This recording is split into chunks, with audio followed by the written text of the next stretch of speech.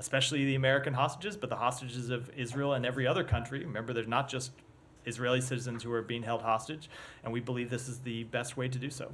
Second, sir, Secretary of State and Secretary of Treasury both were in China recently, and both warned Chinese leadership about not to interfere in the U.S. elections and among others. Can you describe that? What kind of warning was, and what was the response from the Chinese leadership? So I'm not going to speak to that in any level of detail, but the Secretary did make clear, reiterating something that we have a message that we have delivered previously to the Chinese government, that any interference, any attempt to influence our upcoming election is something that would be unacceptable.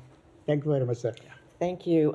Just to clarify, you've called the Rafa operation limited, but you also said it had the appearance of being a prelude, your word, to a major operation. I don't think that's what I said. It's not what I intended. I said that they have remember when they have described it as limited, it looks at this way to not be the major operation that you would see, say, for example, if they entered the neighborhoods where they have ordered evacuations. We don't know if it's a prelude or not. They've made clear that they intend to launch a major military operation, and we have made clear that we are opposed to that. I can't speak to. So you're not calling it a prelude? No, I can't speak to whether because this is Yoav Gallant is. I'm sorry. Yoav Gallant is touring the Rafa area today, and he said, "I directed the IDF to enter the Rafa area, take the crossing, carry out its missions. This operation will continue until we eliminate Hamas in the Rafa area and the entire Gaza Strip." So that doesn't sound limited to me. So they have made similar statements in the past about what their but policy they're there intends to now. be, and we have made our statements about what our policy is, and we will continue to make that clear. Yeah. I want to move to another region, Haiti. Do you have any updates for us on where we're at in terms of the deployment of that police force or security force now that the Presidential Council was put into place? What is the status of play on that at this point? So we welcome the process, the progress in the political process that has taken place. We continue to work with our Kenyan partners and other countries for the deployment of the MSS. In terms of an exact deployment schedule, we have, I think for operational security reasons, not wanted to affix a public date to it, but it's something that we're working to make happen as soon as possible. But are there any pre-elements forward people going in now in Haiti from the U.S. or from? Not that I'm aware of. I mean, it's more of a Pentagon question. Yeah, that's why. Yep. That's kind of like Yep. why I'm. Yeah. Yep. Go ahead. Yeah. So just back to Rafa. Prior to Israel taking control, Hamas was collecting revenue, as you said, of those goods. Can you go into more detail on how Hamas was benefiting from that crossing, and also how you navigate the fine line of ensuring that they're deprived while also keeping it open? Well, Hamas has been the government in Gaza, so they were performing, in addition to being a terrorist organization, they were the de facto government in Gaza, and so we're performing government functions, and that includes running a border crossing where you can collect customs. You can also, if you control a border crossing, collect, let's call them more irregular payments, and we have seen both of those things happen.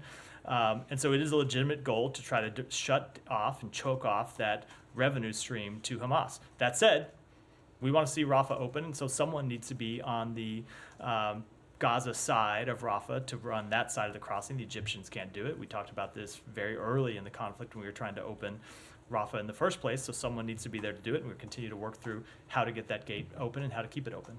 And there's a report. Can you confirm that there's a plot to assassinate Zelensky and other top Ukrainian figures that failed? So obviously the Ukrainian government has made an announcement to that effect. We have been in close contact with them about that. I would defer to the Ukrainian government to speak to the details of it, but obviously it just speaks to the depravity that we've seen on display from the Putin regime since the outset of this conflict.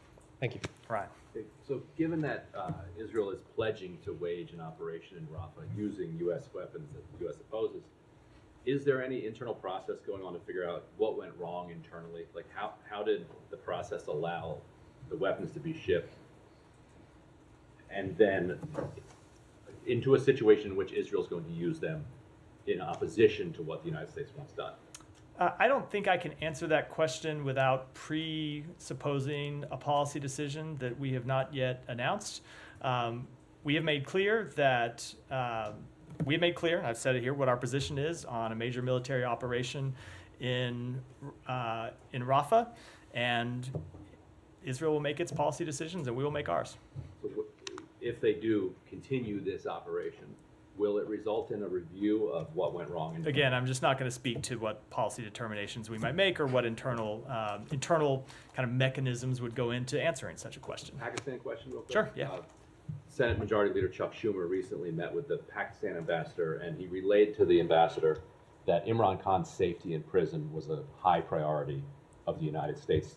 Did he coordinate that conversation with the State Department? Does the State Department share that view that his safety in prison is a high priority of the U.S.? So I'm not aware of any coordination. It may have happened, may have been conversations between this building and Senator Schumer, his staff, and I'm just not aware of them. It's certainly possible. But obviously, we want to see safety and security of every prisoner in Pakistan or anywhere else in the world, something that every person, every detainee, every prisoner is entitled to basic human rights and protection under the law.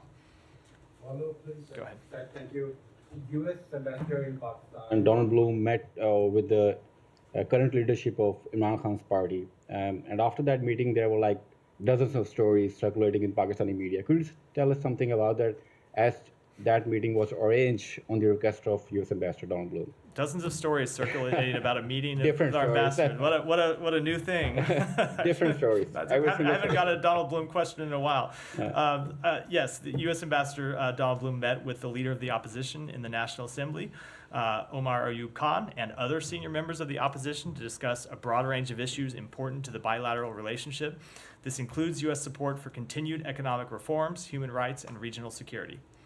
Sir, after that meeting, the leadership of PTI, Imran Khan's party, told media that they have expressed their concerns about human rights violations, fabricated cases against Imran Khan, freedom of speech, and others. So what is your position on these issues, sir?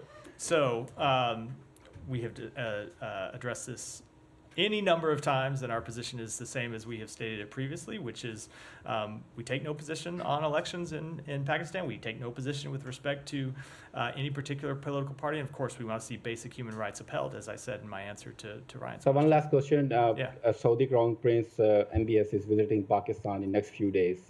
Recently, Iranian president was in Pakistan too. So how you see these trips when there is too much tension in the region? So certainly we always support diplomatic engagement between our partners. I don't have any further comment on the visit between the Saudi Crown Prince to Pakistan, but it's, that kind of diplomatic engagement is routine and something that we support and encourage. But when it comes to Iran, of course, while we welcome regional de-escalation, we've seen the outbreak of limited conflict between Iran and Pakistan, we do remain skeptical about Iran's intentions, given its continued destabilizing behavior broadly in the region. Take one more, and then we'll wrap for today. You, go ahead. Thank you. I want to ask you about Rafa. You said you do not want to see a large-scale military operation, but on a scale of limited versus large military operation, like what is acceptable for you when you configure for the concerns of the lack of humanitarian aid, that this can be a problem?